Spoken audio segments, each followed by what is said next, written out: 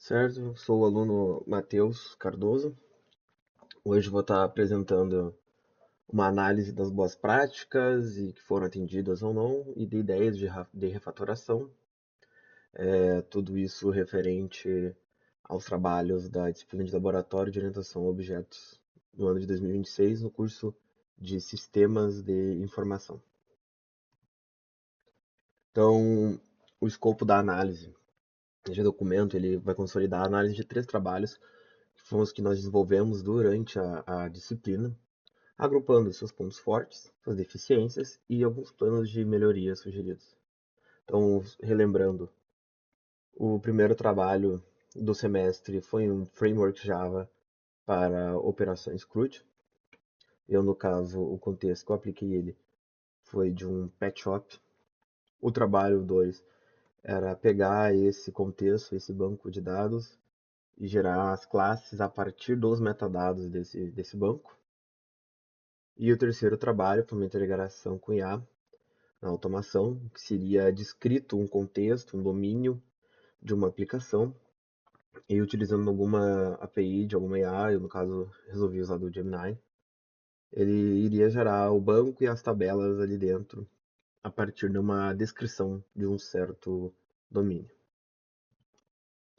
Então, a primeira parte é focar nas boas práticas que foram atendidas e identificadas, reanalisando o código.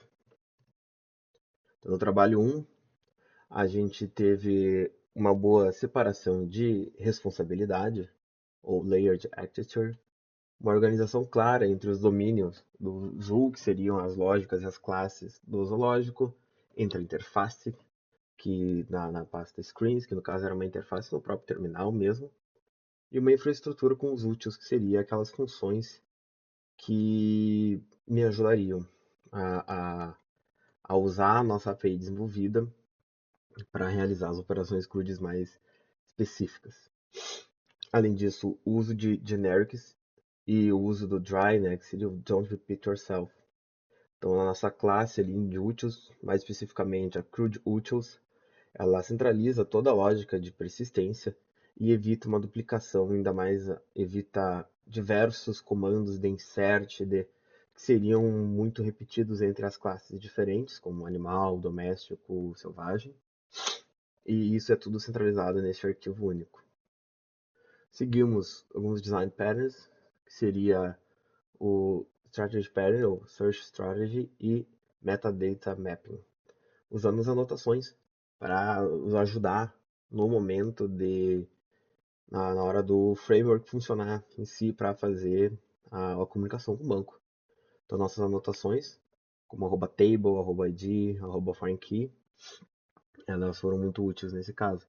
Para aqui do lado da imagem, que ela traz uma exemplificação para a classe animal. Então, a gente define, apesar da minha classe chamar animal, e por padrão ele pegaria esse nome, a gente define que o nome daquela tabela é animals. E logo acima da variável do ID, a gente também, com a anotação ali, define, mostra para o framework que aquele ali é o ID. Seguiram também os princípios SOLID, então a aplicação rigorosa da responsabilidade única e do aberto e fechado. E, claro, o uso do Java, que foi a linguagem que a gente usou, usando algumas implementações como o repair statement, try with, e o uso da reflexão da API, para deixar esse código mais moderno, que atende mais às práticas atuais da indústria. No trabalho 2, então, a gente mantém aquela ideia do Single Responsibility Principle. Então, a gente tem algumas classes como Database Connection, Schema Reader, Class Generator, File Writer Service, que a gente tenta não acumular muita coisa em um único arquivo, mas sim separar bem ele, separar suas responsabilidades. Eu também aplicou alguns conceitos de encapsulamento, então identificadores de private get certos robustos nos modelos, de column e de table, que seria para a gente fazer essa tradução, né, do banco para classes, e a utilização dos Data Assets Object, Então a gente isola completamente a manipulação de dados em relação à lógica de negócio. Fica tudo bem separado. Aqui a gente traz uma imagem de um exemplo dessa lei de architecture. Além disso, a gente também focou em algumas partes de segurança, então o próprio Prepared Statement protege contra SQL injection, o naming strategy, que seria para a gente tratar as palavras reservadas ao Java, caso a gente receba uma delas do banco, certo? Então a gente tem ali diversas que a gente, aqui no exemplo de código, diversas palavras que a gente tratou para caso venha alguma coisa do banco, abstract, assert, boolean, enfim, inúmeras aí. A gente usa também a API do JavaTime, que é o para usar local date, local time, local date time, que vai ficar tudo de acordo com o usuário. E a gente trata também com os optional, né? Parte opcional exatamente para nulos. O trabalho 3, então, a gente utilizou o .NET Java para gestão de credenciais, por questão de segurança. A gente sanitiza todos os dados via JSON, então também para acabar não vindo de uma forma estranha, não acabou não vindo formatado para nós. E também foi bem modularizado o código com algumas classes como config, Gemini Service, MySQL Manager. Ainda assim, a aplicação do TryWith, a utilização do Java e a automação com o Maven para gestão de dependências. Como esse projeto foi um pouco maior, a gente acabou usando já o Maven para fazer esse gerenciamento. Agora, algumas boas práticas que acabaram por passar batido, não foram atendidas. Então, no trabalho 1, em alguns momentos a gente acaba quebrando o encapsulamento com o campus public nas classes de modelo. A gente acabou fazendo as credenciais de forma hard-coded na main. Então, eu já trago aqui o exemplo, né, ele meio borrado, mas que a gente colocava as credenciais para acesso do banco direto na main. A gente voltou os erros como string, então a gente podia ter tratado isso melhor como alguma exceção, e não simplesmente printar o nome do erro. E a gente utilizou a classe terminal.java para fazer muita coisa ao mesmo tempo. Então ela está juntando tudo UI negócio, tudo ali nela, junto. Podia ter sido melhor modularizado. A gente usa uma conexão global única. Claro que nesse caso não se aplica, mas imaginando alguma escalabilidade ia ser ruim. A gente usou os tipos primitivos para ID, impossibilitando de representar nulo.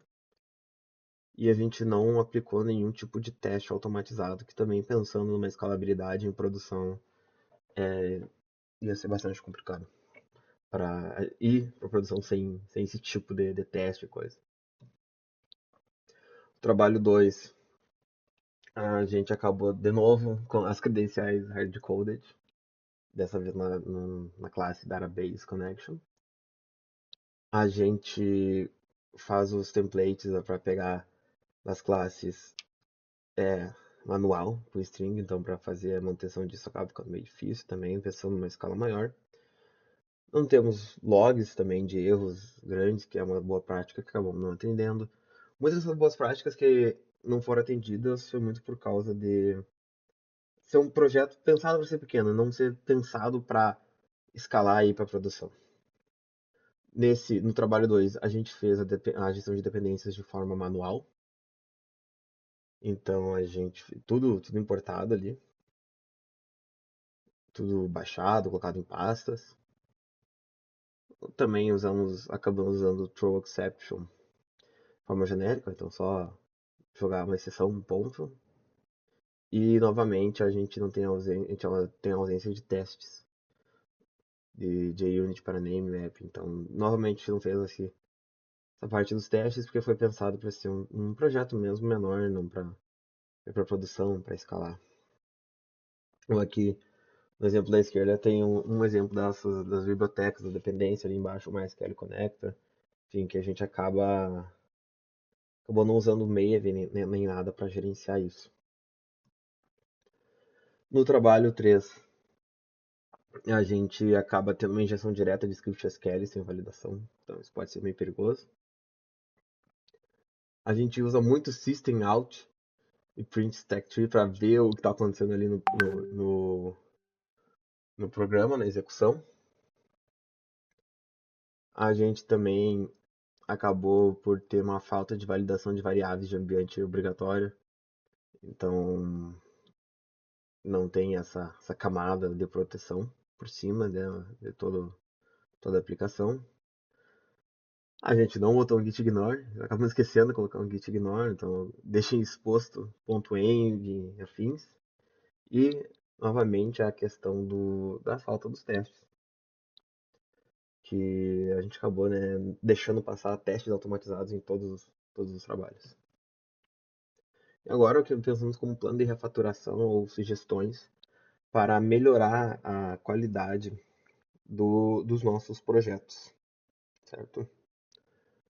Então, para o trabalho a curto prazo, que pode ser feito é calçamento de campos private e externalização da config e uso de integer para os IDs.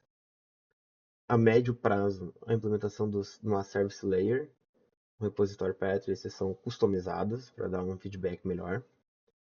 E a longo prazo, uma gestão de transação, teste unitário. Então, essas partes do que a gente deixou passar justamente por ser um curto projeto e não pensar na escalabilidade dele. Para o trabalho 3 seria a estabilização, então estabilização de dados sensíveis, validação de argumentos, implementação de login profissional. Então essa parte dos dados a gente também teria que retirar tudo, teria que validar algumas partes para ter mais segurança do software em si. E uma modernização que seria já que era para ter feito desde o começo, mas que a gente acabou deixando passar, migração para o Maven para usar já todo o gerenciamento que ele dá para nós, uso de um motor de templates, fazer sessões granulares e cobertura de testes.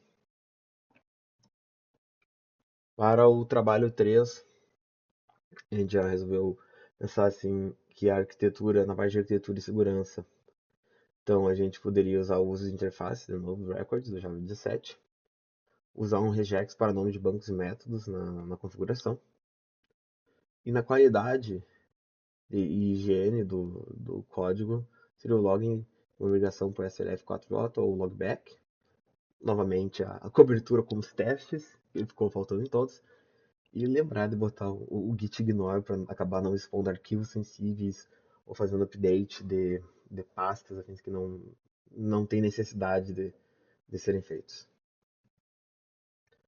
Então, como conclusão, fica que o alinhamento com padrões de enterprise ele exige um ciclo contínuo de refatoração. E a prioridade imediata para esses nossos trabalhos desenvolvidos ao longo do semestre seria realmente segurança, que em algum momento deixamos passar por não pensar em produção, e testabilidade, que a gente também deixou passar por acabar não pensando em escalabilidade do projeto. Aqui, ó, as referências das imagens que eu utilizei, as demais imagens são todas capturas de tela do meu código. E é isso. Muito obrigado.